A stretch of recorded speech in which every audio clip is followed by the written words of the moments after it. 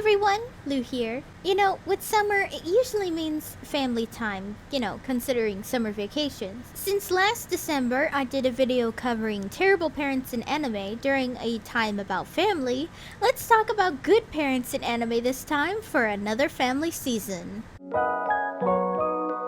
Now, I should clarify that I'm going to talk about parents that are actually alive for the majority of the plot or heavily involved in that character's life to a point where they're actually part of the story. If some had an awesome mom who died before the series started and they only appeared with their low side ponytail a few times, I'm gonna say it doesn't count. For as much as I love Trisha Elric as a mom, the plot literally starts with her dying, so I'm gonna say sadly she doesn't count. Oh, and obviously adopted families are going to count here because family isn't always tied to blood, of course. Alright, let's get started. Lloyd and Your Forger from Spy Family. Lloyd I'm putting very early here because Spy Family is still ongoing and Agent Twilight himself isn't as good of a parent as he could be. I mean, don't get me wrong, he clearly loves Anya and tries his best with her, but I feel like he has a lot of moments where he doesn't understand she's a 5-year-old who wasn't fully prepared to be a straight A student for curriculum that's way past what's normal at her age to learn. I get it, of course, he has a mission here. I mean, the end of the Cold War rests on the shoulders of a 5-year-old. I can get why he's maybe not as sympathetic as he could be in my eyes. Then again, I guess maybe Yor makes up for that lack of empathy Lloyd often has for the clearly struggling Anya. Still, I do think Lloyd is a very good dad. I just feel like he still has a lot to learn about parenting before I can sit here and totes say he's the best dad ever. Yor, on the other hand, is an awesome mom to me. Yes, maybe she's literally aggressive and murderous, but clearly loves Anya and just wants to keep her safe. And hey, I love how quick she is to go mama bear on anyone who tries to even pick up Anya without her consent. She may be what many in today's memes call a fail wife, but she's the best mom to me. I just love how supportive and nurturing she is towards Anya. Like I said, it's what Lloyd kind of lacks. I guess that's what makes Lloyd and Yor a really great couple in this case. They really balance each other out in what they're clearly missing. Also, I guess nuclear family in the 60s stereotype stuff, since dads were characterized as the strict one and moms were the gentle one, but they're still good parents. Overall, they have a long way to go, but they're just good parents trying to save the world, man. Byakuya Ishigami from Dr. Stone. You know what confuses me about the entirety of Senku's family situation in Dr. Stone is the fact that Byakuya isn't related to him in any way, yet they look completely related. Like, he actually does look like he could be Senku's biological father, but aside from the weird genetics of Dr. Stone, Byakuya, I think, is an awesome dad to Senku. While yes, he dies by the time Senku wakes up from the stone, a large majority of the series' main issue in the beginning is Senku needing certain minerals is solved by Senku's dad having so much faith and support in his quirky loving science son that he managed to leave all these important minerals for him. Even before the petrification, Byakuya was extremely supportive to Senku in his love of science and pretty much did everything to support that as much as he could. I mean, considering all the expensive equipment Senku had in his room alone, dude practically went bankrupt supporting Senku. I just wish we dived into how he met Senku. Was he besties with one of Senku's parents who died in a science experiment and loves their son because he loves them? Or did he always want a kid and adopted the weirdest one? That would have been cool. I heard Byakuya has a non-canon reboot telling the story of the space crew about surviving in the stone world, so maybe that has some insight into their relationship. Overall, Byakuya is a cool, supportive parent. Sachiko Fujinuma from Erased. I think Sachiko is one of the best single moms in anime, if I'm being honest. It's just that she's so chill and has a really awesome motherly intuition where she just knows what her son is thinking. I mean, hell, the woman knew right away that Gaku Yashiro was the killer when she saw him almost kidnap another child, Of course, her death triggers Satoru's revival thing to transport him back all the way to the 80s, but her, even in the past, is an awesome mom. She's just so supportive of her son, and I love how kind she was to Kaio, knowing full well that poor girl has never known love in her life. It's also thanks to her that Kaio was safe, since she's the one who alerted CPS about Kaio's abusive mom. And her own kindness extended to Satoru, where he used what he learned from his mom to save the kids from getting kidnapped and killed by what we later learn is Gaku.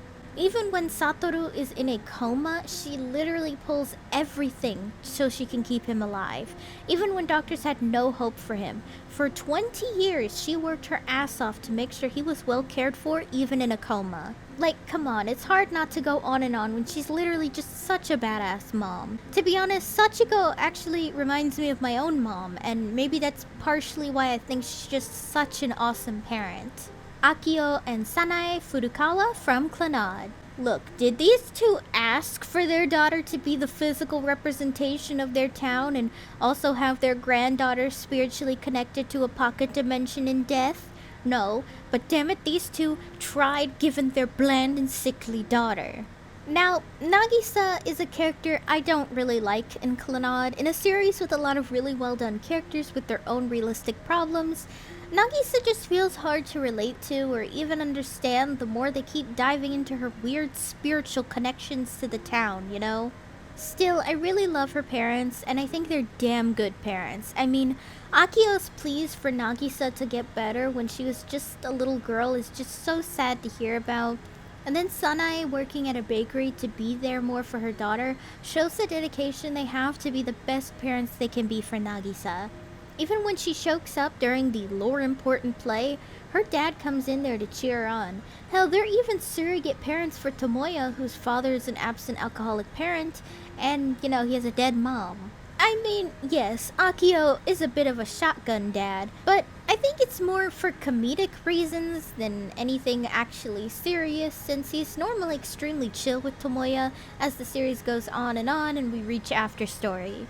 Even when Nagisa dies, her parents are left to deal with every parent's worst nightmare, but for the sake of honoring their daughter's dying wishes as well as their granddaughter, they pick up the pieces and raise Ushio extremely well since she's so sweet and well behaved for her age. Clinard is an extremely flawed series to me, but luckily Nagisa's parents aren't flawed and they're actually really sweet. I just wish we saw maybe why the hell their daughter of all people became the physical manifestation of the town, because I still don't get that part. Like, was this the price they paid for wanting a baby or what? Still, great parents in anime.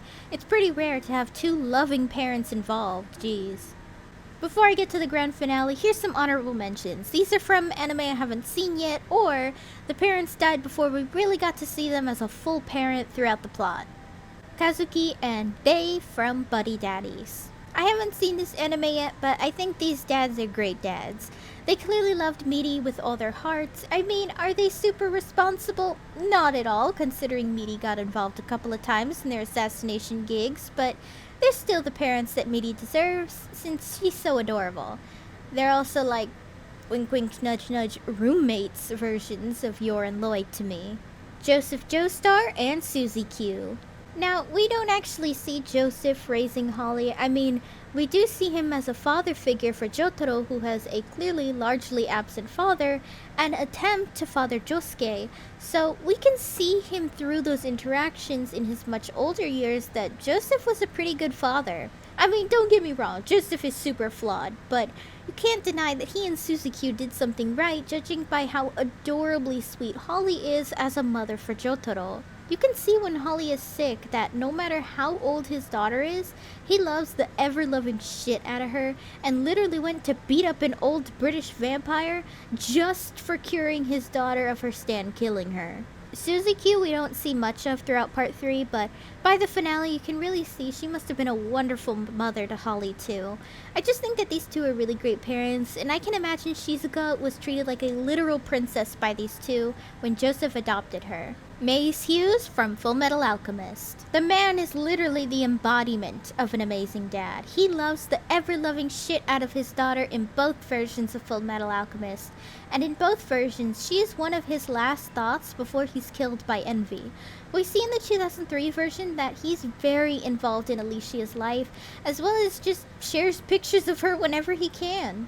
Then, of course, we don't see too much of him in Brotherhood because Hughes dies earlier in the plot due to some massive differences in why he's killed, but you can see he's a damn good dad. He reminds me of my own dad just because of how loving he is. Just wish he could have lived to see Ed and Alphonse get their bodies back. I'm sure he would have been happy for them. Ah well, at least he reincarnated as Markiplier.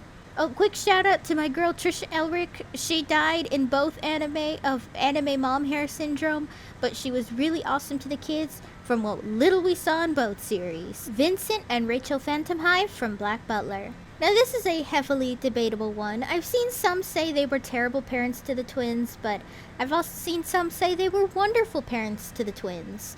To me, I think Rachel and Vincent were wonderful parents just because we see in flashbacks with the twins that they clearly loved the shit out of them. Now, Yana herself has said Vincent was largely absent most of the time due to his work as the guard dog, as well as Victorian fathers just not really involved in their children's lives, but we see he does involve himself as much as he can for the time period. He reads to them, plays with CL when he's home, and even takes them on family outings whenever he can. Rachel, of course, is an extremely loving mother.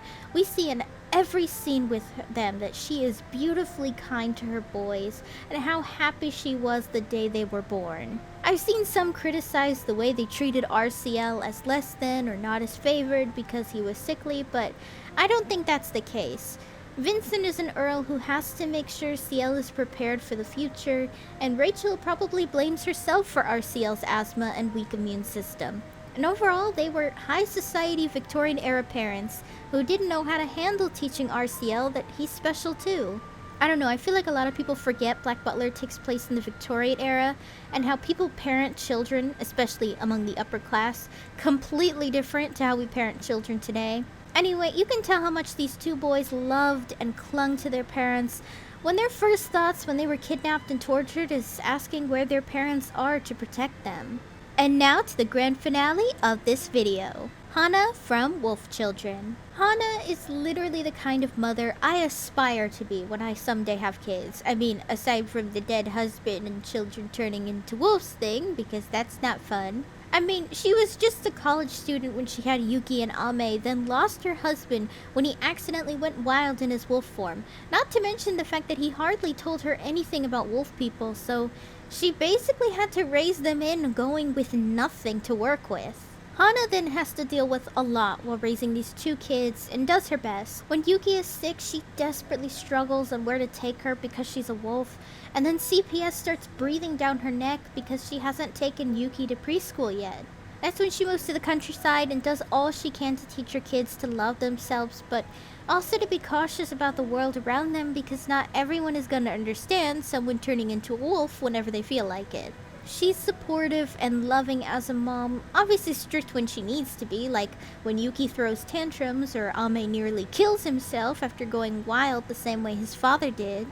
Even at the end of the movie, Hana accepts that Ame was always a wolf all along, despite knowing what it means that she won't see her son as often or at all, really. Obviously, she's not a flawless parent because, let's be honest, no parent is. When a baby is born, they don't give you an instruction manual on how to raise a kid to a T.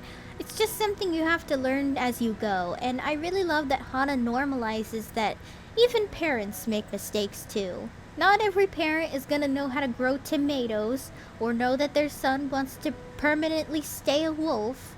And I think that's kind of what makes Hana a great mom too, and of itself, because sometimes even flaws in a parent can be a learning lesson for that child too. I don't know, I just really love Wolf Children.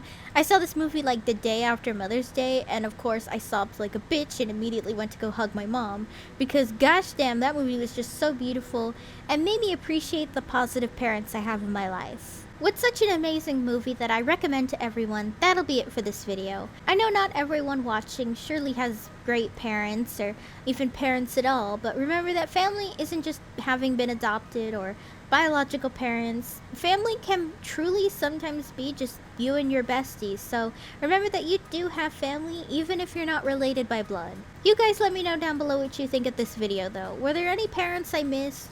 Are there any you disagree with? As always, let me know down below. Hey guys, thanks for watching! If you liked the video, be sure to give it a thumbs up and consider subscribing if you're new. If any of you would like to help support my channel in any possible way, my Ko-fi page is down below in the description, along with all of my social media. For any subscribers, new or old, who'd like to help with video ideas, or maybe just want to talk about anime or something, I have a fan server linked down below. See you next time!